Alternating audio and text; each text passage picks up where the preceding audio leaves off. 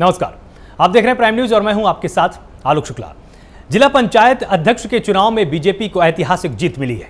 उत्तर प्रदेश में हुए जिला पंचायत अध्यक्ष चुनाव में बीजेपी ने 75 में से 67 सीटों पर कब्जा किया है, तो वहीं समाजवादी पार्टी के हिस्से में महज 6 सीटें आई हैं। बुंदेलखंड की सभी सीटों को बीजेपी ने क्लीन स्वीप किया है। एटा में समाजवादी पार्टी की जिला पंचायत अध्यक्ष पद की प्रत्याशी रेखा यादव अपनी प्रतिद्वंदी बीजेपी की विनीता यादव से 20 मतों से विजयी हुई है। रेखा यादव को 24 मत मिले हैं, विनीता यादव को 4 मत मिले, जबकि 2 मत निरस्त हो गए। बीजेपी को मिली ऐतिहासिक जीत पर उप मुख्यमंत्री केशव प्रसाद मौर्य ने कहा कि समाजवादी पार्टी ने इन चुनावों को जीतने के लिए अपने गुंडों और माफियाओं का सहारा लिया, लेकिन उन्हें हार का सामना करना पड़ा। इन सब के बीच सवाल है कि जिला पंचायत अध्यक्ष चुनाव के रिजल्ट के बाद 2022 का विधानसभा चुनाव बीजेपी के लिए जीतना कितना आसान हुआ है। सवाल यह भी कि क्या जिला पंचायत अध्यक्ष चुनाव के रिजल्ट का असर 2022 के चुनाव पर पड़ने वाला है। आज इसी पर हमारी अगले 1 घंटे की यहां पर चर्चा होने वाली है। तमाम मेहमान हमारे साथ यहां पर जुड़े होंगे और जिला पंचायत अध्यक्ष के चुनाव में बीजेपी की बाजी जिस तरह से सामने आई है, बम्पर जीत कही जा सकती है। 75 में से 67 सीटों पर बीजेपी ने कब्जा किया है और समाजवादी पार्टी को करारा झटका इसमें लगा है। हाथरस और बदायूं में बीजेपी को जीत मिली है। आपको बताएं कि 2022 के चुनाव पर इसका असर कितना पड़ने वाला है। एक बार आपको पूरा इसका क्रम बता देते हैं, कितना क्या रहा इसमें। 2 जिलों में बीजेपी के तमाम सहयोगी दल जीते। समाजवादी पार्टी को 6 जिलों में जीत मिली है। साथ ही आपको बताएं कि यूपी पंचायत चुनाव में बीजेपी की बम्पर जीत हुई है। इसके चलते यह माना जाता है कि 67 जिला पंचायतों में बीजेपी के अब अध्यक्ष होंगे। इससे बीजेपी का कुनबा और भी अधिक मजबूत होगा, क्योंकि 75 में से 67 सीटें जीतना एक बड़ा दांव माना जा सकता है, एक बड़ी बाजी है और एक बम्पर जीत कही जा सकती है। समाजवादी पार्टी को 6 जिलों में ही जीत से संतोष करना पड़ेगा और यूपी पंचायत चुनाव में बीजेपी की इस बम्पर जीत के बाद से 2022 के सियासी समीकरण कितने बदलेंगे, इसमें तमाम मेहमान हमारे साथ होंगे। साथ ही हमारे साथ प्राइम न्यूज के senior executive editor Prem Shankar Singh ji भी होंगे। उनका भी संपादकीय पक्ष हम यहाँ पर जरूर समझेंगे, लेकिन तब तक आपको एक बार हम समझा देते हैं कि आखिर कहां पर क्या कुछ हुआ। यहां पर आपको बताएं कि 75 में से 67 सीटों पर भाजपा का कब्जा यहां पर हो चुका है।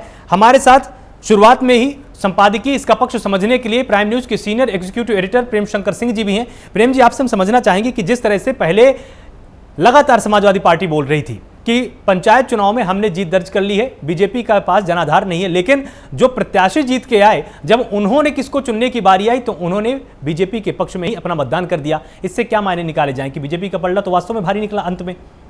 देखिए आलोक, इसको सेमीफाइनल माना जा रहा था 2022 के चुनाव से पहले, यानी कि जो सबसे बड़ा चुनाव था उत्तर प्रदेश में वो पंचायत चुनाव था।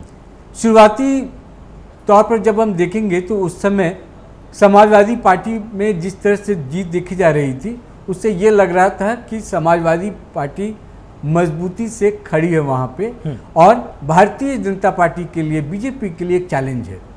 आपको याद होगा कि जब बीजेपी में बैठकों का दौर चल रहा था और चुनौतियों के बारे में बातचीत चल रही थी और योगी के सामने 2 सवाल खड़े किए गए थे।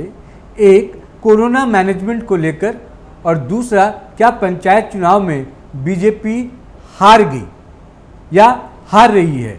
तो उस समय बड़ा किरकिरी हुआ था और उसमें जवाब उनको देना पड़ा था। लेकिन अगर आज आप देखेंगे जो आज चुनाव परिणाम आए हैं जिला अध्यक्षों की, उसमें बीजेपी ने जो रिकॉर्ड तोड़ा है 75 में अगर 67 सीट बीजेपी के नाम से है, तो आप अंदाज़ा लगा सकते हैं कि किस तरह का और किस कदर ये इनका उत्साह होगा। और इनके तमाम जो बड़े पार्टी हैं, जैसे उप मुख्यमंत्री केशव प्रसाद मौर्य ने कहा कि 2022 में आप देखिएगा कि किस तरह से ये जो जीते हुए उम्मीदवार हैं वो कैसे काम करेंगे, कार्यकर्ता कितने उत्साह के साथ काम करेंगे। और जिस तरह से गुंडागर्दी की बात कह रहे हैं बीजेपी के नेता केशव प्रसाद मौर्य की, गुंडागर्दी के बल पे चुनाव जीतने की बात कर रहे थे समाजवादी पार्टी के लिए, वो सब धरा का धरा रह गया और 2022 अब हमारे लिए जीतना आसान हो जाएगा। यानी कि मनोबल जो है पार्टी की, सरकार की, वो पहले से बेहतर होगा और वो इस उत्साह के साथ चुनाव में लड़ेंगे कि उन्होंने पंचायत चुनाव में, अच्छा कि आपने जिक्र किया था अपने इंट्रोडक्शन में भी कि बुंदेलखंड की सभी सीटों पर बीजेपी ने कब्जा किया है। जाहिर सी बात है कि उत्तर प्रदेश के 67 जिलों में अगर आपका प्रदर्शन बेहतर होता है तो पूरे यूपी में मैप में अगर आप देखेंगे तो भगवा भगवा ही नजर आएगा। यानी कि हर तरफ उन्होंने अच्छा प्रदर्शन किया है, पूरे यूपी में बीजेपी का प्रदर्शन अच्छा रहा। यही अगर प्रदर्शन ये 2022 में दोहराते हैं तो निश्चित रूप से, और एक ट्रेंड रहा तो निश्चित रूप से बीजेपी के लिए अच्छी खबर है। और जो विपक्षी पार्टियां हैं उनको और काम करने की जरूरत है, और किस तरह से वो अब बीजेपी के खिलाफ चुनाव लड़ेंगे और उनकी स्ट्रेटजी में किस तरह से बदलाव करने की जरूरत है, ये देखना होगा आलोक। तो यहाँ पर जो सबसे बड़ी बात ये रही प्रेम जी, जिस तरह से 2016 की हम बात करें तो लगभग 63 सीटें जिला पंचायत अध्यक्षों की सपा के पास थीं। आज इसका उल्टा हो चुका है। जिस बीजेपी को लगातार अभी तक सपा बता रही थी कि वो बैकफुट में है, पंचायत चुनाव हम जीते हैं, ज़्यादा कुछ बीजेपी के हाथ में नहीं आया है, अब 67 सीटें इनके पास जा चुकी हैं। तो क्या अब सपा को भी अब यहाँ पर स्वीकार करना होगा कि मैनेजमेंट में कमी कहीं ना कहीं उनसे भी हुई है? हाँ, मैनेजमेंट में कमी हुई है। और आपको याद होगा कि अभी कुछ ही दिन पहले सपा के जो सुप्रीमो हैं अखिलेश यादव ने अपने 11 जिला अध्यक्षों को पार्टी से निलंबित किया था या हटाया था? तो हटाया था उनको। उन पर आरोप यही था कि वो एंटी पार्टी एक्टिविटीज कर रहे थे। यानी कि उसी समय पार्टी को लग गया था कि अभी जो चुनाव आज जो काउंटिंग हुआ, जो रिजल्ट आया, उनको ये अंदेशा था कि पार्टी अच्छा परफॉर्मेंस नहीं करने वाली है। और जो आप कह रहे हैं कि जो स्थिति पलट गई है, पिछली बार समाजवादी पार्टी के हक में थी स्थितियां, वो स्थितियां अब बीजेपी के साथ है।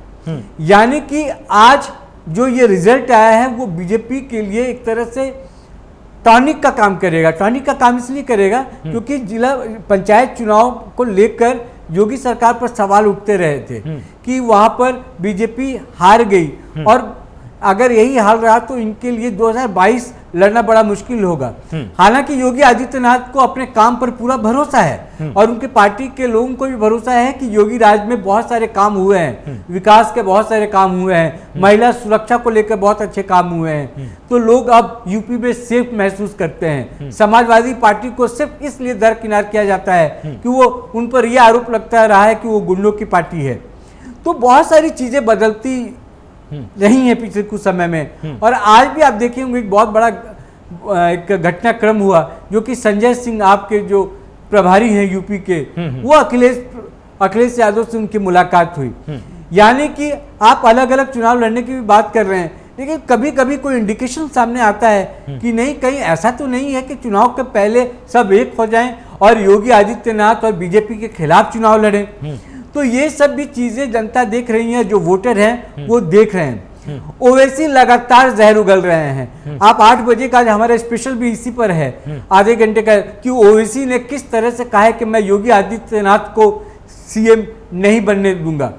तो यानी कि वो तो करते खिलाफत हैं, लेकिन वो किस तरह से उनके फायदे में ये बातें चली जाती हैं बीजेपी के लिए या योगी के लिए, या वहां पर आके ध्रुवीकरण हो जाता है किस तरह से कि आपके ना में कितना हाँ छुपा है और कितना नफा नुकसान होता है। ये तो देखने वाली बात होगी। इसी का पूरा एनालिसिस है 8 बजे हमारे इस एक कार्यक्रम में कि जो इनका पॉलिटिक्स है, ओवैसी का जो पॉलिटिक्स है यूपी में, उसको लेके किस तरह से बीजेपी को फायदा होता है या नुकसान होता है, उसका पूरा गणित 8 बजे देखेंगे। खैर, मैं जो कह रहा था कि जितनी भी पार्टियां हैं अभी, क्योंकि सीटें जो 2017 की सीटें थी बीजेपी के पास, वो सीटें 300 के पार थी। यानी कि एक पार्टी को अगर 403 सीटों में 300 के ऊपर सीटें आती तो आप सोचिए कि उसके पास बहुमत किस कदर था। और उसको तोड़ने के लिए, क्योंकि मायावती अभी उस पोजीशन में नहीं है कि वो बहुत कुछ दावा कर सके और बहुत कुछ कह सके कि हम किस तरह से सामने आएंगे और किस तरह से फाइट लड़ेंगे, क्योंकि पंचायत चुनाव में उन्होंने कहीं भी किसी भी तरह की उनकी छवि दिखाई नहीं दी। उन्होंने किनारा किया हुआ था, चुनाव वो नहीं लड़ी। कांग्रेस कहीं दिखाई नहीं दे रही है। तो कुल मिलाकर जो एक पार्टी बचती है वो है समाजवादी पार्टी। यानी कि समाजवादी पार्टी और बीजेपी में ही मुकाबला होना है। आज संजय सिंह जो मिले और मिलकर क्या बात हुई और क्या उनकी रणनीति है, वो तो आने वाले समय में और खुलकर सामने आ जाएगा जैसे जैसे चुनाव नजदीक आएंगी। लेकिन ये तय है कि 2022 का जो अब चुनाव होना है, आज के इस जिला पंचायत का जो आज रिजल्ट आया उसके बाद बीजेपी बहुत ही फ्रंट फुट पर रहकर खेलेगी। सपा कहीं ना कहीं आज के चुनाव परिणाम के बाद बैकफुट पर होगी। लेकिन 2022 का चुनाव बहुत दिलचस्प होने वाला है आलोक, मैं आपको इतना तो कह ही सकता हूँ। बिल्कुल। तो जिस तरह से आपने यहाँ पर पूरा विश्लेषण किया, ये बात बिल्कुल साफ हो जाती है कि 2022 के चुनाव में ये जिला पंचायत अध्यक्ष के चुनाव भी बहुत सारे नए सियासी रंगों को घोलने वाले हैं। तमाम मेहमान यहाँ पर हमारे साथ जुड़े हुए हैं, आपको एक बार पहले उनसे रूबरू करा देता हूँ। सूर्या मैथिल हमारे साथ है, प्रवक्ता बीजेपी है, बहुत बहुत स्वागत है आपका सूर्या जी। जावेद अहमद खान हमारे साथ, प्रवक्ता कांग्रेस से, आपका भी बहुत स्वागत है जावेद जी। और साथ ही कपिल श्रीवास्तव हमारे साथ हैं, प्रवक्ता सपा हैं, आपका बहुत स्वागत है। तो सूर्या मैथिल, सबसे पहले आपके पास आता हूं। जिस तरह से लगातार सपा दावा कर रही थी पहले कि पंचायत चुनाव में बीजेपी को हमने पटखनी दे दी है, आज आपने उनको पटखनी दी है क्या? अब आपको कैसा महसूस हो रहा है और इससे उत्तर प्रदेश की जनता के अंदर किस तरह का मैसेज जाएगा? देखिए आलोक भाई, आज जो चुनाव परिणाम आए हैं और भारतीय जनता पार्टी और उनके गठबंधन दलों ने अपना 69 सीट क्लियर की हैं। हम लोगों ने, हमने 69 सीटें ली हैं, हमने 67 हम लोगों ने ली है, 67 हमने ली है, 2 हमारे सहयोगी दलों ने समर्थित है। हाँ तो ये अपने आप में ऐतिहासिक है। इतना प्रचंड बहुमत यूपी में कभी भी किसी भी सरकार को नहीं मिला था, लेकिन ये योगी राज की विशेषता है। लाख विपक्षी अरणगल प्रलाप करते रहे, लेकिन ये उत्तर प्रदेश के चहुमुखी विकास का एक आईना है कि इस समय में उत्तर प्रदेश में राम राज्य के बयार बह रही है, चहुमुखी विकास हो रहा है। कोरोना में किस प्रकार से सरकार ने गली गली और गांव गांव और घर घर जाकर कार्य किया, कोरोना किट बांटी, किस प्रकार से गुंडों के ऊपर अंकुश लगाया गया, क्राइम रेट कम हुआ और थानों में जाकर किस प्रकार से जनता की सेवा करने के लिए पुलिस आतुर है। आज के समय में आप यूपी के किसी भी थाने में चले जाइए, वहां आपकी बात सुनी जाती है। अधिकारियों की अकाउंटेबिलिटी है, अधिकारियों की जवाबदेही है और मुख्यमंत्री कार्यालय 24 घंटे 7 दिन कार्य कर रहा है। सभी मंत्री कार्य कर रहे हैं, सभी विधायक जमीन पर कार्य कर रहे हैं। ये अपने आप में ऐतिहासिक है। और जिस प्रकार से उत्तर प्रदेश के अंदर सभी धर्मों का सम्मान हो रहा है, जिस प्रकार से सभी का सम्मान है, सभी का साथ है, सबका विकास है और सबका ही विश्वास है, उसका एक वानगी है। आप ये देखिए मुजफ्फरनगर के अंदर जहां पर कि बहुत उधम मचाया गया, नकली किसानों ने कितना किसानों को बरगलाने की कोशिश करी और जनता को परेशान किया, सरकार की छवि भी धूमिकलने की कोशिश करी, लेकिन वहां पे भी रिजल्ट क्या आया? भारतीय जनता पार्टी जिला पंचायत चुन के आई है। मात्र 4 वोट विपक्ष में पड़े हैं और बाकी सभी वोट हमें मिले हैं। इतना प्रचंड बहुमत अपने आप में ये बताता है कि हम लोग 350 सीटें जो हमारा लक्ष्य है, हम उससे भी ज्यादा लेके आएंगे और अपने आप में इतिहास होगा कि उत्तर प्रदेश की अपने शासन में कि इतनी प्रचंड बहुमत से सरकार दोबारा आई। अब हमारे साथ यहाँ पर लगातार जावेद अहमद खान भी जुड़े हुए हैं। जावेद जी, आपको क्या लगता है, यहाँ पर मैनेजमेंट की जीत हुई है, यहाँ पर जनता के विश्वास की जीत हुई है या बीजेपी की लोकप्रियता की जीत हुई है? आपको इसमें क्या लगता है और आपके उम्मीदवार कहाँ थे? क्योंकि जब जब आपसे हमारी चर्चा होती रही लगातार, इसके पहले आपने तो हर बार यही दावा किया था कि नहीं, जब भी जिला पंचायत चुनाव होंगे या जब पंचायत चुनाव होंगे तो कांग्रेस बहुत अच्छा प्रदर्शन करेगी, लेकिन कहीं पर अभी आप उस तरह से दिखाई नहीं दे रहे हैं जिस तरह से आपको दिखाई देना चाहिए। देखिए आलोक जी, बिल्कुल निश्चित रूप से जो मैंने कहा था वो मैं आज भी स्वीकार कर रहा हूँ कि मैंने कहा था, कई डिबेट पे कहा था, लेकिन हमारे पास नंबर नहीं थे। हम 273 सीट जीत पाए जिला पंचायत सदस्यों की, और हमारे पास जब नंबर नहीं था तो हम अनावश्यक रूप से इस चुनाव मैदान में जाने का हम जो है दुस्साहस नहीं कर सकते थे। ये भारतीय जनता पार्टी कर सकती है। भारतीय जनता पार्टी को आज गुंडाई के बल पर, दबंगई के बल पर, भारतीय दंड संहिता की तमाम धाराओं के बल पर एक क्रूर शासक ने जिस तरीके से लोकतंत्र का मान मर्दन किया है, उसके लिए इस क्रूर शासन को, इस प्रचंड जीत के लिए मैं सबसे पहले बधाई दे रहा हूँ। लोकतंत्र की दुहाई देने वालों ने लोकतंत्र का नाश किया। आलोक जी, पहली बात। दूसरी बात, अब आप जरा कल्पना करिए, जिसके पास नंबर नहीं है और वो लोकतंत्र की दुहाई दे रहा। लखनऊ में 3 सीटें थी भारतीय जनता पार्टी के, लेकिन उसने विजय श्री का वर्ण किया, पैसे किया, क्या खरीद फरोख्त का बाजार, क्या गुंडाई दबंगई और पुलिसिया उत्पीड़न का बाजार जो है पूरी तरीके से नहीं सजाया गया। जिला अधिकारी, पुलिस अधीक्षक, सीओ, एसडीएम, इस तरीके के अधिकारी क्या भाई इस चुनाव में सरकार की तरफ से स्टार प्रचारक की भूमिका नहीं निभा रहे थे? लोकतंत्र का मजाक किस भद्दे तरीके से उड़ाया गया है, उसके लिए जैसे हमारे घर की महिलाएं हांडी का एक चावल देख लेती हैं तो जान जाती हैं कि चावल पक गया कि नहीं पक गया।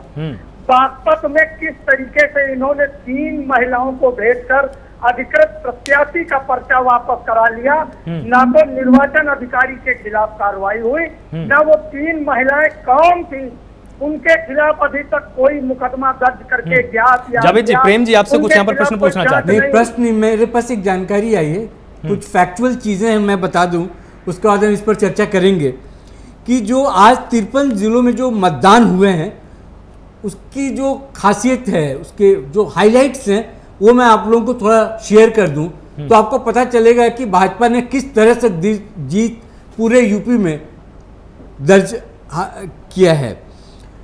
भाजपा को एटा, संत कबीरनगर, आजमगढ़, बलिया, बागपत, जौनपुर, प्रतापगढ़ में छोड़कर जितने अन्य जो 44 जिले हैं उस पर जीत मिली हैं। 75 जिलों की अगर हम बात करें उसमें से भाजपा को पश्चिमी उत्तर प्रदेश के 14 जिलों में से 13, यानी कि पश्चिमी उत्तर प्रदेश में 14 में से 13 जिले बीजेपी के खाते में हैं। ब्रिज क्षेत्र की अगर हम बात करें तो 12 जिलों में 11 बीजेपी के खाते में हैं। कानपुर क्षेत्र की अगर हम बात करें तो 14 जिलों में 13। आप सोचिए कि किस तरह से पूरे उन इलाकों पर बीजेपी ने कब्जा किया है। कानपुर मैंने बताया, इसके बाद अवध क्षेत्र की अगर बात करें तो 13 जिलों में 13 पूरे बीजेपी के पास, काशी क्षेत्र के 12 जिलों में 10 और गोरखपुर क्षेत्र के 10 जिलों में 7 जगह बीजेपी ने अपना परचम लहराया है। तो आप सोचिए कि किस कदर पूरे यूपी में आप देखिए भगवा ही दिखाई दे रहा है। तो ये एक सवाल ये है कि बाकी पार्टियां आखिर कर क्या रही थी और जो स्ट्रैटेजी बीजेपी ने वहां पर लेकर चली वहां पर और इस बम्पर जीत हासिल की, बाकी पार्टियां ऐसा क्यों नहीं कर सकी, ये एक सवाल है आलोक, मुझे लगता है आपको सबसे ठीक है जरूर पूछना चाहिए। जावेद जी, तो जिस तरह से आप यहाँ पर बात कर रहे थे कि धन बल का प्रयोग किया गया, बाहुबल का प्रयोग किया गया, लेकिन आपको नहीं लगता है इतने सारे जिलों में इस तरह से मैनेज कर पाना, क्योंकि आपको साल 2016 भी याद होगा, सपा के पास 63 जिले थे अपने खुद के, तो क्या सपा ने भी तब फिर मैनेजमेंट किया था क्या? मुझे तो लगता है कि शायद इसमें मैनेजमेंट से ज्यादा इस बात की अगर हम तलाश करें कि हमारी पार्टी से कहां पर चूक हो गई तो इससे ज्यादा फायदा होगा आपको। नहीं आलोक जी, निश्चित रूप से आपकी बात से मैं सहमत हूँ, लेकिन आप लगातार देखिए 2012 हो, 2017 हो, 2021 हो, तो आप देखिए किस तरीके से चुनाव होते चले गए हैं। और जब विधानसभा के चुनाव हुए हैं तो उसके बाद सत्तारूढ़ दल का हश्र भी क्या हुआ है, प्रेम जी को यह भी याद होगा अच्छी तरीके से कि इसमें किस तरीके से ये चुनाव सदस्य जो है भारतीय जनता पार्टी ने भी अपने समर्थित उम्मीदवार घोषित किए, सपा ने भी किए, कांग्रेस ने भी किए। हमने तो सच को स्वीकार किया कि हमारे इतने विजय होके आए, हमारे पास नंबर नहीं है कि हम हर जगह पर अपना जिला पंचायत अध्यक्ष पद का उम्मीदवार खड़ा कर सके। जिस एटा में भारतीय जनता पार्टी के सभी विधायक लगातार मतगणना में धांधली का अपनी ही सरकार में आरोप लगा रहे थे कि एटा में एक जिला पंचायत सदस्य नहीं जिता पाए, और उसके बाद आज क्या स्थिति है, तो कारण कहीं ना कहीं देखिए जो जीत कर विजयी होकर जिला पंचायत के सदस्य आए, जनता ने अपना जनादेश भारतीय जनता पार्टी के कुशासन के विरुद्ध दिया था, लेकिन जो सदस्य जीत कर आए, जो प्रतिनिधि आए, उन प्रतिनिधियों के ऊपर सरकार का, पुलिस का, प्रशासनिक अधिकारियों का झंडा जब चला तो कहीं किस तरीके से विजय के प्रमाण पत्र तक उनको नहीं दिए गए, वो रख लिए अधिकारियों ने, ये भी आपने देखा। गोरखपुर में मुख्यमंत्री के गृह जनपद में मतगणना के बाद किस तरीके से आज हमारे भाई कपिल जी बैठे हुए हैं, इनको सब कुछ मालूम है। ठीक है, पूछते हैं। और शायद जो है ये पूरी तरीके से वहाँ का सिनेरियो आपको बताएंगे कि पीएससी ने, पुलिस ने किस तरीके से क्या क्या किया था। तो ये तो सब सरकार ने इस पंचायत चुनाव में पहले शुरुआत से ही सारी व्यवस्थाएं की थी, और योगी जी की साख और योगी जी का राजनीतिक भविष्य दांव पर लगा था कि मंत्रिमंडल विस्तार, अरविंद शर्मा, ये वो कौन हटेगा, ठीक कौन है। कपिल जी हमारे साथ लगातार जुड़े हुए हैं। कपिल जी के पास हम एक बार अब हम चलते हैं। कपिल जी देखिए, सबसे ज्यादा मजबूत दावेदारी आपकी थी पंचायत चुनाव में। जब चुनाव संपन्न हुए आपने ही सबसे ज्यादा अपने प्रतिनिधियों को जिताया, आपके प्रत्याशी सबसे ज्यादा जीत कर सामने आए। बीजेपी हालांकि दावा कर रही थी कि पहले हम 200 की संख्या में थे, अब हम 600 में आ गए, तो हम 3 गुना ज्यादा बढ़ गए हैं। इसको बोलकर बीजेपी आत्मसंतुष्टि बार बार कर रही थी, जनता को बता रही थी कि नहीं जीते हैं तो हैं।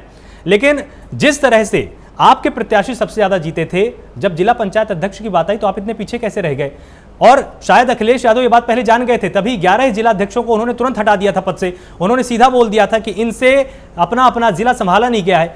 आपकी पार्टी से चूक हुई है या बीजेपी 2 कदम आगे चलकर इस पूरे के पूरे मामले में जिला पंचायत अध्यक्षों को अपने कब्जे में ले पाई है? नहीं, देखिए, सबसे पहली जीत जैसे भी हुई हो, चाहे प्रशासन के द्वारा हुई हो, हमने तो भारतीय जनता पार्टी से लड़ा ही नहीं चुनाव।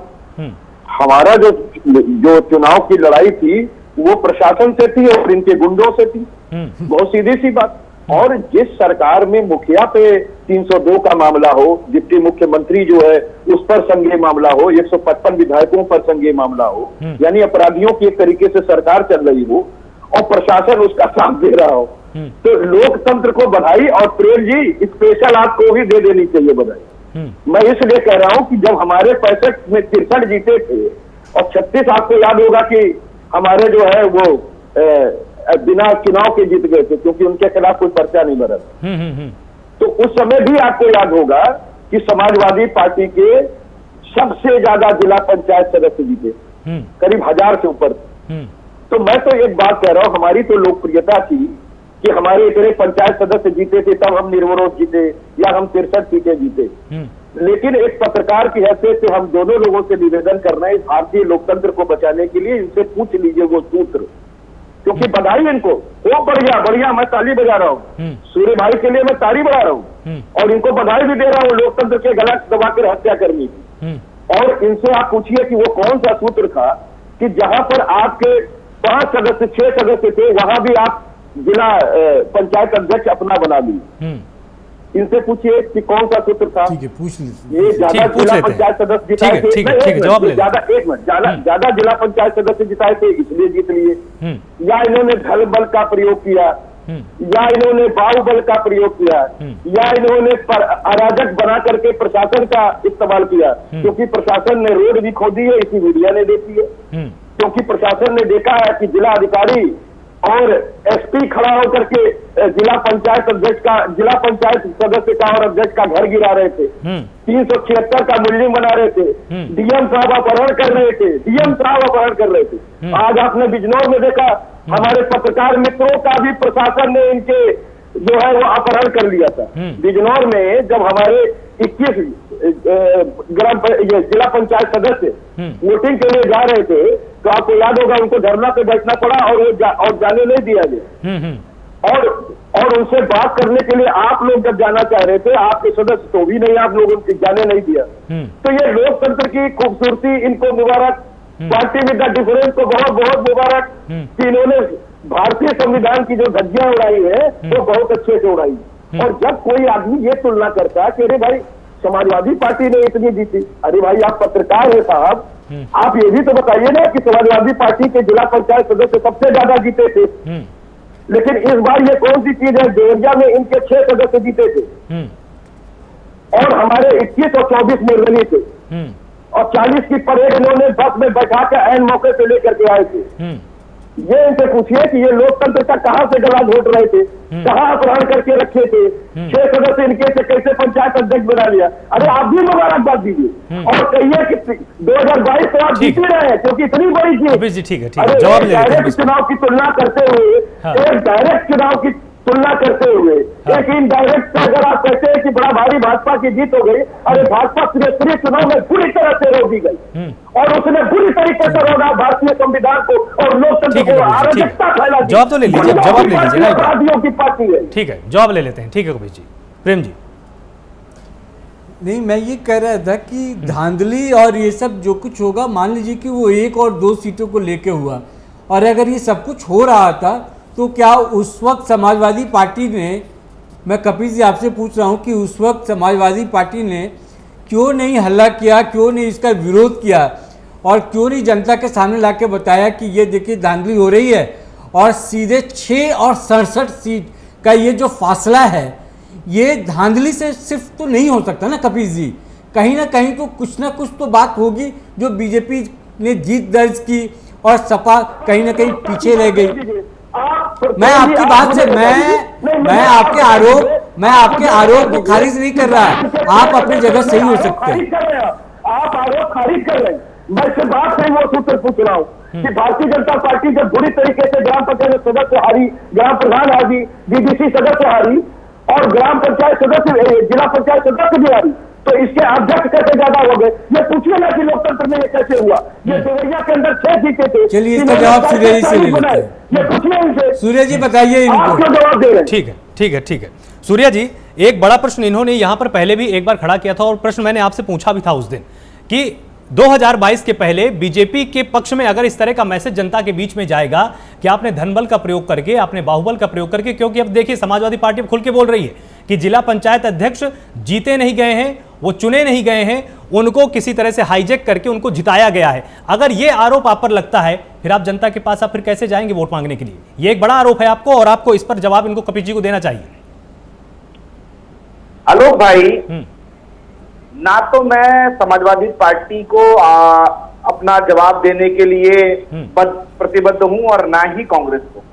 हम जनता को जवाब देने के लिए प्रतिबद्ध हैं और जनता हमसे अकाउंटेबिलिटी मांगती है और हम जनता को अकाउंटेबिलिटी देते हैं। ये जनता के बीच में तो जाकर बोल रहा है। मेरा निवेदन है कि मेरे बीच में कोई ना बोले। एक सेकंड सूर्या जी, एक सेकंड, सहमत नहीं है हम लोग। पक्ष और विपक्ष अगर आपस में संवाद नहीं करेंगे तो जनता फिर कैसे समझेगी? सुन लीजिए ना, बोलिए। मैं तो आपको जवाब दे रहा हूँ जो आपने मुझसे प्रश्न पूछा। मैंने इसलिए कहा ना कि ना तो मैं समाजवादी पार्टी को दूंगा जवाब, ना ही कांग्रेस को दूंगा। मेरे को तो आपने बुलाया, मैं आपको दूंगा। दीजिए। क्योंकि आज समाजवादी पार्टी के लोग जिस प्रकार से झूठे अनर्गल आलाप कर रहे हैं, बार बार बोल रहे हैं कि धनबल का प्रयोग हुआ या बाहुबल का प्रयोग हुआ, ये प्रदेश के अंदर चहुमुखी विकास जो हुआ ये उसका निष्कर्ष है, ये उसका प्रत्युत्तर है। ये भारतीय जनता पार्टी के जो सरकार है उसके ऊपर जो शीशा लेकर इन्होंने की थी, जो झूठे अनर्गल आरोप लगाए थे, राम मंदिर पे आरोप लगाए थे इन्होंने सरकार। मेरा निवेदन है मेरे बीच में ना बोले कोई। एक सेकंड जावेद जी, एक सेकंड, नहीं फिर आप फिर लड़ने लग जाएंगे अभी आपस में, फिर किसी की आवाज नहीं आएगी सामने। एक सेकंड जावेद जी, एक सेकंड। आपके प्रत्याशी कम जीते लेकिन जिला पंचायत अध्यक्ष उस अनुपात में आपके बन गए जितने नहीं बनने चाहिए थे। आपका इस पर क्या जवाब है? और जनता को जब जवाब देने की बात आप कर रहे हैं, क्या जवाब देंगे आप? आलोक भाई, पहले तो ये बताएं कि कौन कह रहा है कि हमारे जो सदस्य हैं वो कम जीते थे? पहले तो ये प्रश्न उठता है कि कौन कह रहा है कि वो कम जीते थे? हमारे समर्थित प्रत्याशी 2/3 बहुमत से उत्तर प्रदेश के अंदर जीते थे। जिन लोगों ने अपना बिगर किसी पार्टी के भी चुनाव लड़ा समर्थन के, वो भी भारतीय जनता पार्टी के कैंडिडेट थे, जिन्होंने अलग हटके भी चुनाव लड़ा और उन्होंने वहां पे जीत दर्ज की।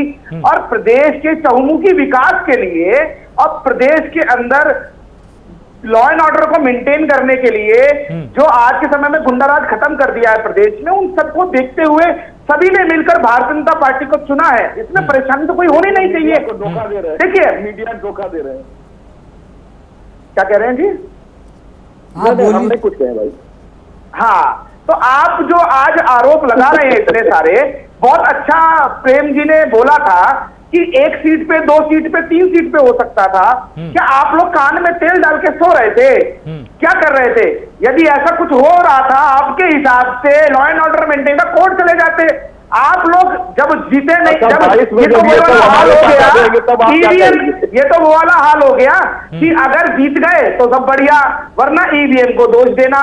वही हाल अब आप लोग कर रहे हैं कि अगर आप लोग जीत जाते तो बहुत बढ़िया होता। यदि आज भारतीय जनता पार्टी के जिला पंचायत सदस्य जिला पंचायत अध्यक्ष प्रचंड बहुमत से बन गए, 69 सीटें भारतीय जनता पार्टी ने जीत ली, प्रचंड बहुमत आ गया, तो उसके बाद आप लोग अनर्गल आरोप लगा रहे हैं। आप कह रहे हैं कि प्रशासन ने आपको सपोर्ट नहीं किया, आप कह रहे हैं कि गुंडाराज फैला, आप कह रहे हैं। अरे भैया, सबसे ज्यादा घोटाला सुन लीजिए, सबसे ज्यादा घोटाला तो 2012 से 2017 के बीच में हुआ, और एक ऐसा मुख्यमंत्री जो मुख्यमंत्री जब मुख्यमंत्री निवास से हटता है तो अपने मुख्यमंत्री निवास से टोटियां तक चुरा के ले जाता है। ऐसे चोरों को प्रदेश की जनता दोबारा से कैसे देगी? वो पुरानी चीज हो गई ना, छोड़ दीजिए उसको। और आपको मैं बता दूं, सुनिए श्रीवास्तव जी, सुनिए, अरे श्रीवास्तव जी बात सुन लीजिए, 2022 में केवल 22 सीटें आने जा रही हैं। 2022 में केवल 22 सीटें आने जा रही है समाजवादी पार्टी की, यह भी आप रखना, और अपने प्रलाप की तैयारी शुरुआत कर दीजिए। 2022 में जब प्रचंड बहुमत के संग 350 सीटों के संग भारतीय जनता पार्टी सरकार बनाएगी, तब भी आप इस प्रकार से प्रलाप करेंगे।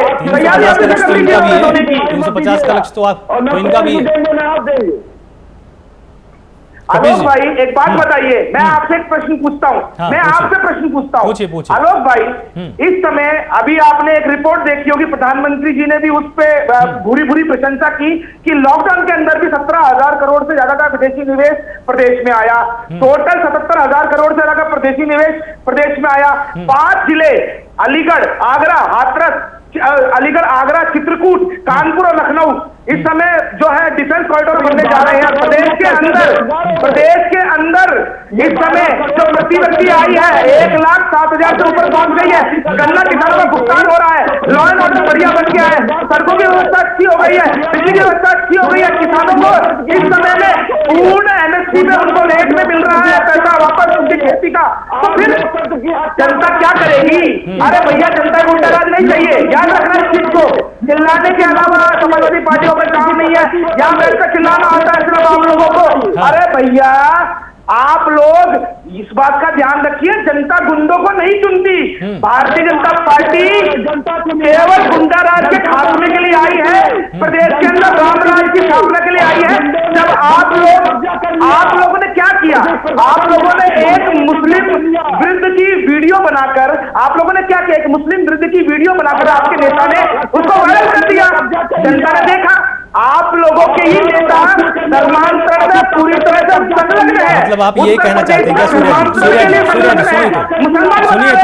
सुनिए तो विरोध करते हैं। समाजवादी पार्टी यही तो आपसे जानना चाहती है ना, समाजवादी पार्टी यही तो आपसे समझना चाहती है कि जब सारे मुद्दे आप जनता के बीच में रख रहे थे तो फिर आपके पंचायत सदस्य भी इतने जीतने चाहिए थे, तब तो जनता ने उतना भरोसा नहीं किया। लेकिन जब उनके चुनने की बारी आई, अरे किसने कहा कि कबीर जी बोल रहे थे, अभी सुना होगा आपने, कबीर जी ने कहा इनके पास में तो ये भी पता होगा कि मुख्यमंत्री। मैं आलोक भाई, मैं पूछना चाहता हूँ कपीश जी से। सबसे पहले तो मेरे मन में एक प्रश्न है जो कि बहुत दिनों से घूम रहा है। मैं सोच रहा था कपीश भाई से पूछूंगा कि पहले तो ये बताइए कि मुख्यमंत्री कार्यालय की कितनी टोटी चोर ने चुराई थी? कहाँ की संख्या आप बाकी सब बातें बाद की होंगी। अरे सूर्या जी, फिर और बहुत सारी चीजें फिर बताने लग जाएंगे। मुद्दा दूसरा है, मुद्दा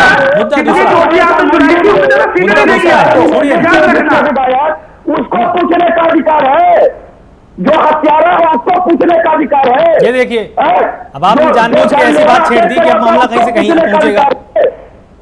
सूर्या जी ऐसे नहीं, आप बोलिए, पशु तस्करों को अधिकार है या बलात्कारियों को अधिकार है? रो लीजिए, राज्यमंत्री बलात्कारी है, जनता आपको बुलाएगी। मोदी जी और योगी जी पहुंचने वाले नहीं है, ना उत्तर प्रदेश की सरकार पहुंचने वाली, याद रखिए इस चीज को। कपीश जी एक जो सबसे बड़ा प्रश्न यहाँ पर यह भी देखिए खड़ा होता है कि अखिलेश यादव को कहीं ना कहीं पहले से ही इस चीज का आभास हो गया था। वो जानते थे कि जो जिलाध्यक्ष हैं वो अपनी जिम्मेदारी ठीक से नहीं निभा पा रहे हैं, और शायद इसलिए उन्होंने देखिए एक बड़ा एक्शन ले लिया था बहुत दिन पहले। 11 जिलाध्यक्षों को उन्होंने हटाया भी था। एक प्रश्न ये भी है कि जब इतने सारे जो सदस्य जीते, अगर वो हाईजैक हो रहे थे तो क्या इसके लिए आप अदालत नहीं जा सकते थे? एक न्यायिक प्रक्रिया तो होगी ना। अगर वो आपके सदस्य आज आकर सामने बोलें कि नहीं हम तो यहां पर वोट देना चाहते थे, हमको हाईजैक किया था, कुछ तो व्यवस्था आपके पास ऐसी होगी ना कि आप कम से कम जनता के सामने इस चीज को सामने ला पाए कि नहीं ये पूरा चुनाव हाईजैक हो गया था। बहुत अच्छी बात, बहुत अच्छी बात। क्योंकि आप लॉ को जानते हैं, हमको ये लगता है कि आपने लॉ पढ़ा हुआ है। क्योंकि मिनरवा मिल्स अगर कोई बात कर रहा है तो निश्चित रूप से वो व्यक्ति लॉ को जानता हूं। आपने बहुत अच्छा प्रश्न किया हमसे। भारतीय प्रक्रिया संहिता में, दंड प्रक्रिया संहिता में हमें कुछ एक बात बता दी कि कोई कंप्लेंट अपराध की होती है, हत्या की होती है, लूट की होती है, 154 के अंदर होती है, तो आप क्या कर सकते हैं? आप कोर्ट पे ले जाएंगे डायरेक्ट, प्राथमिकी दर्ज कराएंगे, प्राथमिकी दर्ज कराने के लिए एप्लीकेशन देंगे, और एप्लीकेशन हम लोगों ने एक नहीं सैकड़ों दी है, सैकड़ों। लेकिन फिर वही बात, कारखाने में टूटी की आवाज कौन सुनेगा? प्रशासन इनका, शासन इनका। उस प्रक्रिया को करते और 156(3) अपने यहाँ डालते डालते महीना भर लग जाएगा। लॉकडाउन चल रहा है, कोई भी प्रोसीजर सिविल कोर्ट के अंदर नहीं चल रहे थे उत्तर प्रदेश के अंदर, क्योंकि जब आपकी पेशी चलेगी 156 केवल बेल हो रही थी और अग्रिम बेल हो रहा था, वो भी वर्चुअल हो रहा था। अगर ये आम दिनों की कहानी होती है, इनकी धज्जियां उड़ा करके मैं रख देता, मैं खुद जाता, दूसरी की बात छोड़ दीजिए। लेकिन हकीकत यही है कि मैंने आपको लाकर सारा प्रोसीजर रख दिया, इन्होंने उसी लूप होल्स का फायदा उठाया।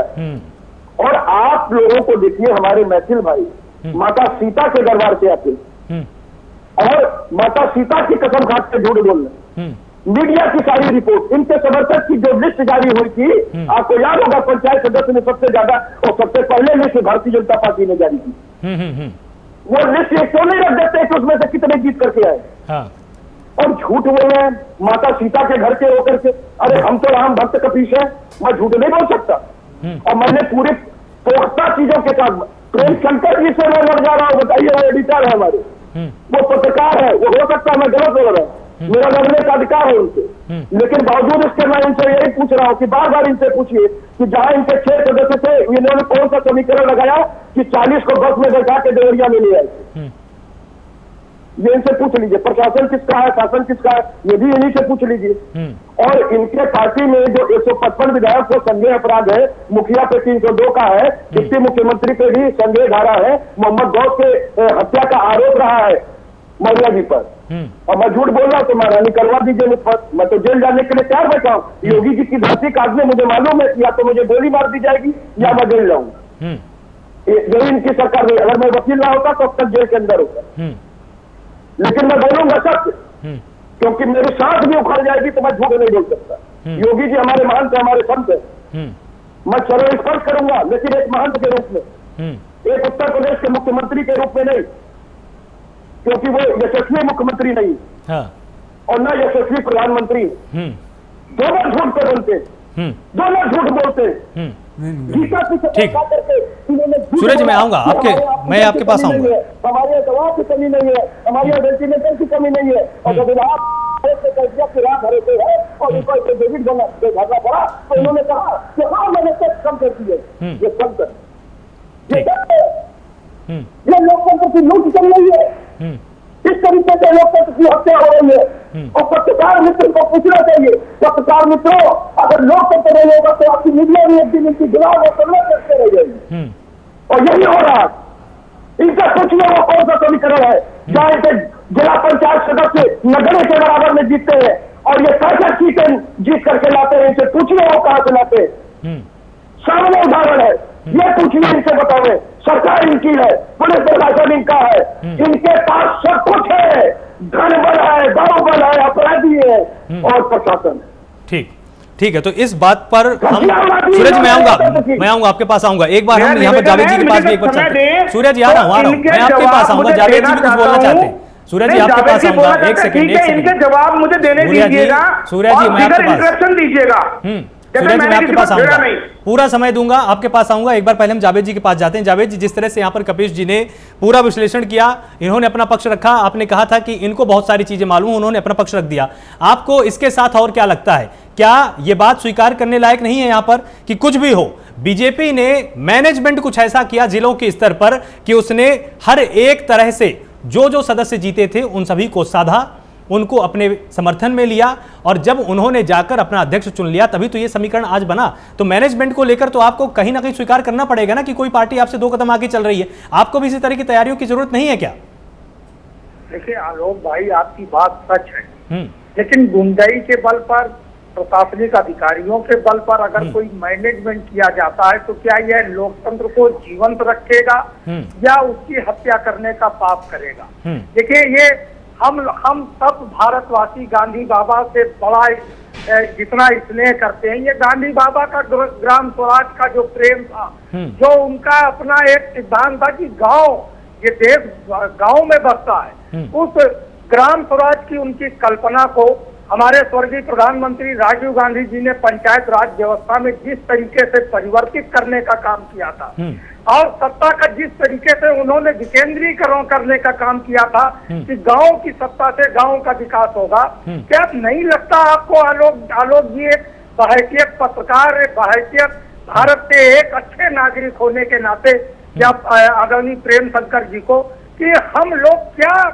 किस स्थिति में आ गए? मैं तो इस समय एक बात कह सकता हूं कि जब हम नगर पंचायत, नगर पालिका, ग्राम प्रधान, मेयर के चुनाव जनता से सीधे करा सकते हैं, हाँ। तो हमको तो अब लगता है आज जो जिस तरीके से बापू के ग्राम स्वराज की कल्पना को, गांधी जी की हत्या तो गोडसे ने पहले ही की थी, उनका शरीर जो है स्वर्ग चला गया था, उनके विचारों की जिस तरीके से गोडसे की संतानों ने हत्या करने का पाप किया है, अब एक ही रास्ता बचा है कि इस देश के संविधान और इसके लोकतंत्र को बचाने के लिए हम जनता से सीधे जिला पंचायत अध्यक्ष पद के चुनाव की कल्पना करें और ये सोचें कि जो भी राजनीतिक दल सत्ता में आएगा वो इसमें संविधान में संशोधन करे, पंचायत राज अधिनियम में संशोधन करे कि जिला पंचायत का अध्यक्ष भी जनता द्वारा सीधे चुना जाएगा, जिससे बापू के सिद्धांतों की, उनके विचारों की हत्या ना हो पहली चीज। हमारे बीजेपी के साथी सूर्या भाई ने कहा कि सब गुंडे हैं। अरे आदरणीय सूर्या जी, सतीश जी ने सही कहा, कुछ सच भी बोल लिया कीजिए। इस देश की राजनीति में सबसे दुर्दांत अपराधी तहसीलदार सिंह को संसदीय व्यवस्था के चुनाव मैदान में उतारने का आप भारतीय जनता पार्टी ने किया था उत्तर प्रदेश में। हाँ। बताइए तहसीलदार सिंह कितने बड़े डकैत थे और उनको चुनाव लड़ाने का काम आपने किया कि नहीं किया?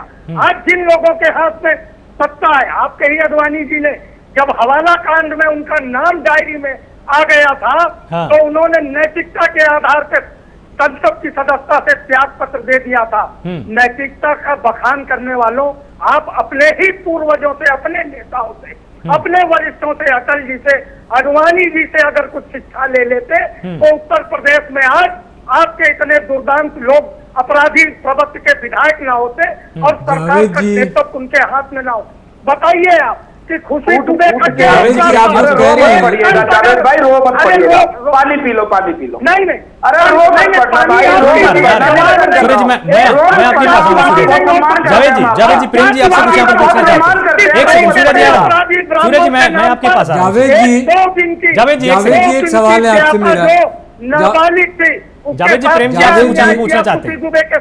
जावेद जी, बड़ा ही बुनियादी सवाल है। सिंह का जवाब अगर देने की है कि अपने आप को बताओ। जावेद जी सुनिए तो, मैं बड़ा ही बुनियादी सवाल आपके सामने रख रहा हूँ कि आप जो कह रहे हैं और जो हम सुन रहे हैं वो बहुत बड़ी बड़ी बातें हैं।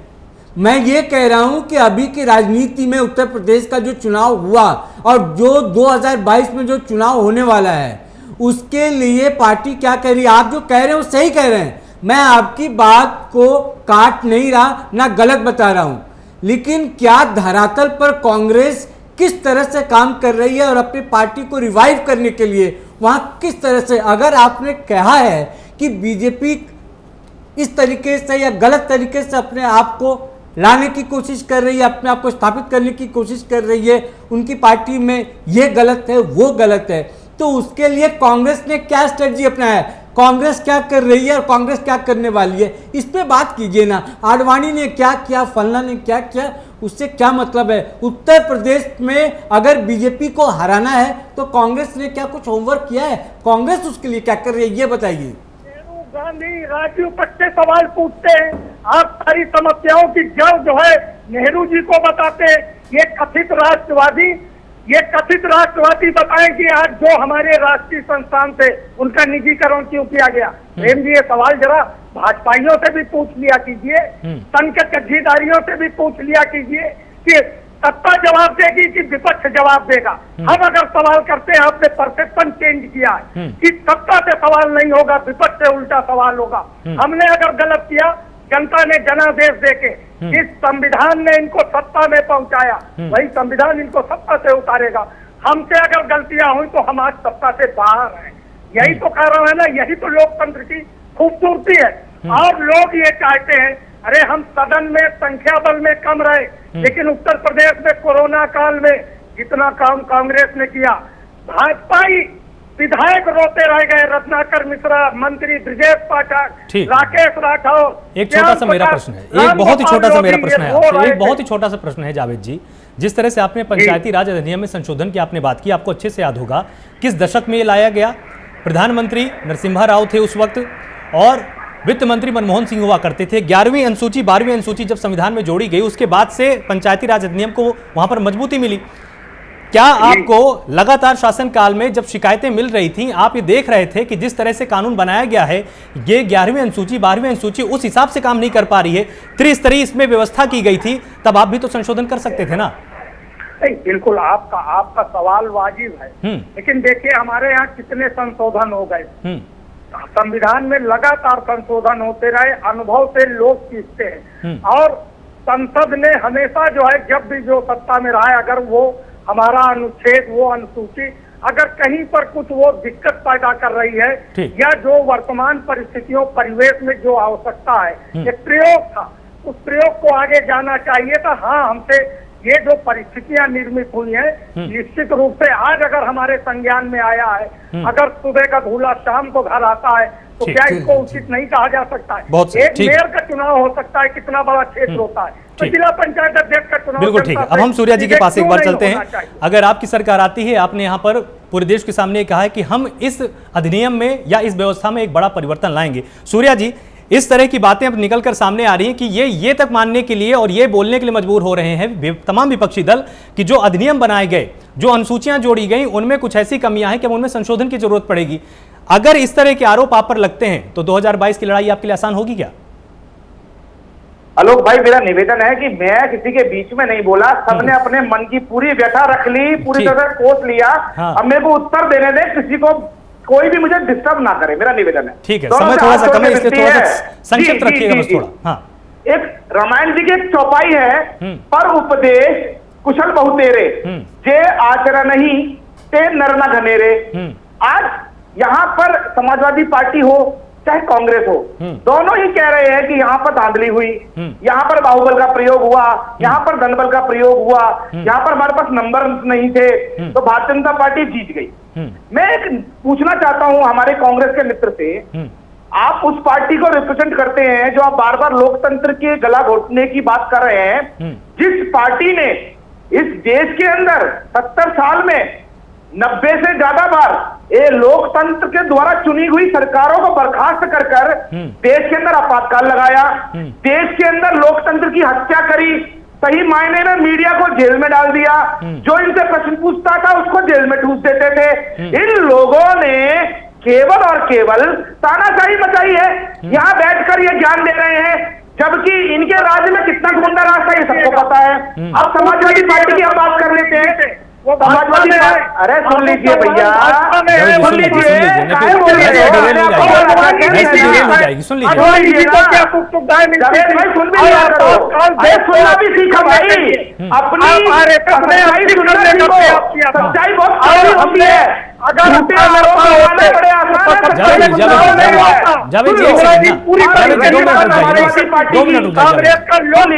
जावेद जी सुन लीजिए, मेरा निवेदन इनका पीसीआर ऑफ कर दीजिए, मेरा निवेदन है, मैं बात नहीं कह पाऊंगा, आप फिर बोलिए, जल्दी बोलिए। आप समाजवादी पार्टी के मित्र यहाँ पर बहुत चिल्ला रहे थे कि हमने प्राथमिकी दे दी। अरे भैया, जब तुम्हें पता था तो तुम पहले ही क्यों नहीं हाई कोर्ट चले गए? तुम्हें लग रहा था कि धांधली होगी तो पहले ही हाई कोर्ट चले जाते। चलो ठीक है, हाई कोर्ट नहीं गए, तुमने अपनी जो प्राथमिकियां दर्ज कराई हैं, एप्लीकेशन दी हैं, कोर्ट खुले हुए जाके 56(3) डालो ना, वहां पर कोर्ट में अपनी बात रखो ना। यदि जनता ने आपको नकार दिया, जनता ने आपको आईना दिखा दिया, आपकी असलियत बता दी, जनता ने गुंडाराज को एक्सेप्ट नहीं किया, जनता ने योगी जी के विकास पे मोहर लगा दी, और आप कह रहे हैं कि मेरे पास नंबर नहीं है। अरे भैया, एक बात बताइए ना, वहां पर जितने निर्दलीय जीते थे, 1000 से ज्यादा निर्दलीय जीते थे, उन सभी ने भारतीय जनता पार्टी को चुना है। भारतीय जनता पार्टी के 700 से ऊपर सब लोगों ने भारतीय जनता पार्टी को चुना, भारतीय जनता पार्टी आई है। शर्म करना चाहिए आप लोगों को। आप जनता का अपमान कर रहे हैं, आप जनादेश का अपमान कर रहे हैं, इसीलिए तो आपकी स्थिति ये है आज। और आने वाले 2022 के चुनाव में केवल 22 सीटें मिलेंगी। और आपने जो कहा था कि मैं राम जी का भक्त हूं, शर्म कर लो कपीश भाई, आप लोग उनके साथ हो जिन्होंने राम जन्मभूमि के सेवकों की गोली सूर्या जी, आप लोग राम भक्तों के हत्यारे हैं। आज कभी भी राम जीवन करने वाले आते हैं, वही विधायक सांसद है। शर्म नहीं आपको? सूर्या जी एक सेकंड, एक यहाँ पर बुनियादी सवाल अगर आप समझ लेंगे तो निश्चित रूप से बीजेपी को बहुत फायदा मिलेगा, नुकसान नहीं होगा। सुनिए तो बुनियादी सवाल ये है कि अगर समाजवादी पार्टी या कांग्रेस या जो दूसरे क्षेत्रीय दल जिनको आप छोटा समझ रहे हैं, अगर वो जनता के बीच में जाकर अगले 8 महीनों में ये समझाने में कामयाब हो गए कि जिला पंचायत अध्यक्ष के दौरान आपने पूरे चुनाव को हाईजैक कर लिया, आपको पता भी है इसका कितना बड़ा नुकसान आपको हो सकता है। आपको उत्तर तैयार करने की जरूरत है, ना कि आरोप तैयार करने की। जवाब मैं दे देता हूं। हाँ। जनता को पता था, यहाँ पर टीवी पे बैठकर ताल ठोक रहे थे, हमारे इतने आ गए, हमारे उतने आ गए। अरे भैया, वहां पे भारतीय जनता पार्टी समर्थक उम्मीदवार भी जीते और भारतीय जनता पार्टी की विचारधारा से उम्मीदवार भी जीते। और उसका रिजल्ट आज है कि हम जिला पंचायत के अंदर सबको पता है 2022 ईवीएम में परेशानी, चुनावों में राग है।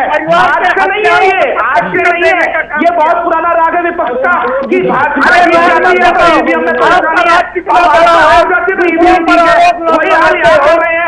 जिला पंचायत की जो 6 सीटें आप जीत के आए हो, जो 6 सीटें आप जीत के आए हो, इस्तीफा दिलवा दो।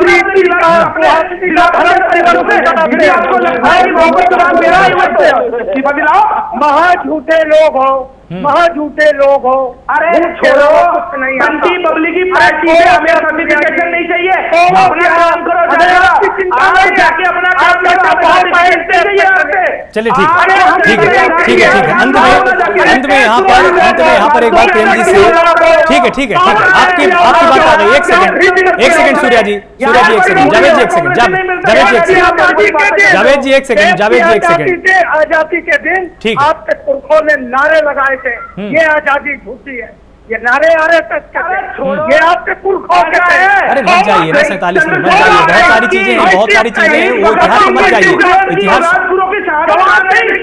को कैसे छोड़ दीजिए, छोड़ दीजिए ये भी बहुत सारी बहसें फिर और खुल जाती है।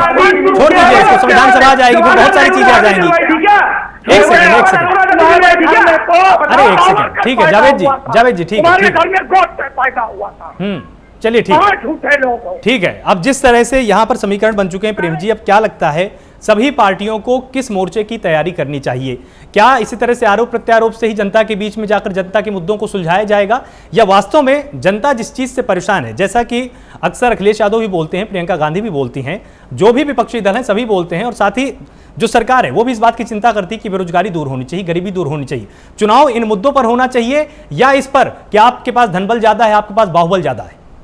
देखिए आलोक, चुनाव तो हमेशा सड़क, बिजली और तमाम अस्पताल सुविधाएं हैं और जनता का सीधे से सरोकार हो, उस पर चुनाव हो, लेकिन ऐसा होता नहीं है। जब चुनाव की बारी आती है तो ध्रुवीकरण, हिंदू मुसलमान या फिर इस तरह के अनर्गल बातों पर आरोप प्रत्यारोप होते हैं, और जब आरोप प्रत्यारोप होते हैं तो उस पर जनता ये तय करती है किसके बात पे कितना दम है और किसको चुनती है, वो तो चुनेगी। लेकिन जहां तक आज जो रिजल्ट आया है और जो रिजल्ट हमने देखा है, 67 सीट अगर बीजेपी जीतती है जिला पंचायत चुनाव में तो ये बम्पर जीत है। आप इसको, विपक्षी पार्टी हैं, आप इसको माने या न माने, लेकिन आज की ये जो जीत है वो बीजेपी के लिए बहुत ही बड़ा राहत देने वाली जीत है। और इस राहत के साथ वो अगर 2022 के चुनाव में जाती है तो निश्चित रूप से जो एज है, जो फायदा है, वो बीजेपी को होगी और उसको वो कैश कराएगी। और जो इनके लोग हैं, कम से कम जो 67 जगहों पे इनके जो अध्यक्ष हैं, वो अध्यक्ष वहां पर इनके लिए काम करेंगे। अब क्योंकि जिला पंचायत चुनाव, विधानसभा चुनाव या लोकसभा चुनाव, तीनों अलग अलग चुनाव होते हैं, अलग अलग समीकरण होते हैं। उसके अलग मायने होते हैं, लेकिन फिर भी वोटर वही होता है, ये बात हम नहीं भूल सकते। आप लोकल मुद्दे पर चुनाव लड़ते हैं, पंचायत चुनाव, विधानसभा चुनाव के अलग मुद्दे होते हैं और लोकसभा के नेशनल मुद्दे ज्यादा हावी रहते हैं। बिल्कुल। लेकिन एज जो है बीजेपी को मिलने वाली 2022 के चुनाव में, और इन बातों को लेकर वो जाएंगे। और विपक्षी पार्टियों को सबक लेने की जरूरत है कि आरोप लगाने से ज्यादा ये अच्छा होगा कि वो अपने स्ट्रेटजी पे काम करें। अभी भी वक्त है, मैं बार बार ये कहता हूँ कि आप जो कोसते हैं बीजेपी को, उनके स्टाइल, उनके काम करने के तरीके को देखिए। और गुंडागर्दी, धन बल के बल पर कोई पार्टी आज की तारीख में कम से कम, पहले वाली बात नहीं रही, टी सेशन के बाद से जब से चुनाव देश में हो रहे हैं, तो आप सीधे नहीं कह सकते कि आप बंदूक और गोली और धन के आड़ में और इसके बदौलत आप चुनाव जीत जाते हैं।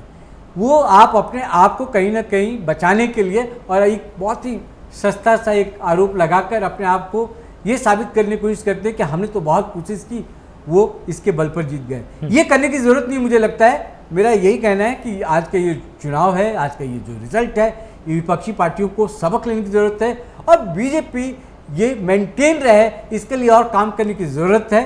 और मुझे लगता है कि आपसी जो द्वंद्व है इस तरह के, वो भाषा उसकी जो मर्यादित हो, क्योंकि कई बार हमने बहस में देखा है कि लोग बड़ा स्तर अपना नीचे कर लेते हैं, वो ना हो। कम से कम आज की इस डिबेट के बाद मैं कहना चाहूँगा। आलोक, बहुत बहुत शुक्रिया आप सभी मेहमानों का हमारे साथ जुड़ने के लिए। आप सभी ने अपना अपना पक्ष रखा, बहुत ही तार्किक विश्लेषण रहा और एक बात निकलकर बिल्कुल साफ हुई है कि 2022 में तमाम ऐसे समीकरण अभी बनने बाकी हैं जिसके आधार पर अभी से ही पार्टियों को तैयारी करनी चाहिए।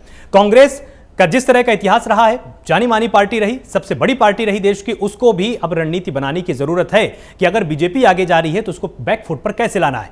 समाजवादी पार्टी लगातार अच्छा प्रदर्शन कर रही थी पंचायत चुनाव में और उसके बाद तमाम प्रत्याशी जीते, चूक कहां पर हुई इस पर मंथन करना समाजवादी पार्टी के लिए बहुत जरूरी है कि इस तरह का मिसमैनेजमेंट आगामी चुनाव में ना होने पाए। और अखिलेश यादव शायद इस चीज को भांप गए हैं, तभी उन्होंने एक बड़ा एक्शन भी लिया था।